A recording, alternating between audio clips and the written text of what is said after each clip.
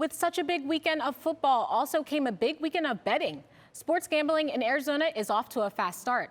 And with revenue flooding in from gambling, the big question is, where does the money go? And how is it being used? Cronkite News reporter Ryan Blank examines the funding plan. The era of sports gambling has begun in Arizona, with revenue starting to trickle in.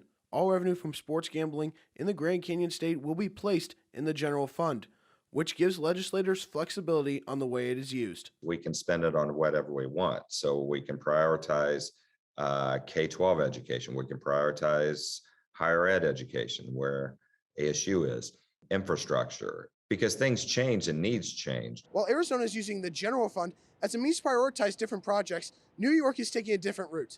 The Empire State is using a direct funding system to allocate 1% of their gambling revenue to youth sports. There really isn't a dedicated revenue stream at all in New York, and I'm sure most places, for youth sports funding. I know that the idea of sports betting was controversial. My proposal was, look, if we're going to do it, let's at least do something positive with that. New York is currently the first state to dedicate funds directly to youth sports, a model that Arizona may look into down the road. I know all the teams have some kind of a funding mechanism that goes to youth sports, but that's something we can look at. I mean, I fully believe that sports is a great thing, and it breeds lessons in life of work ethic and camaraderie and teamwork. Our entire thought was this should be an economic boon for everybody.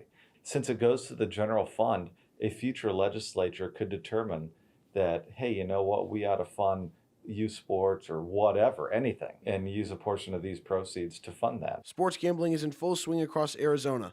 State legislators are betting on the money it brings in to make a difference in the state's economic future. In Phoenix, Ryan Blank, Cronkite News.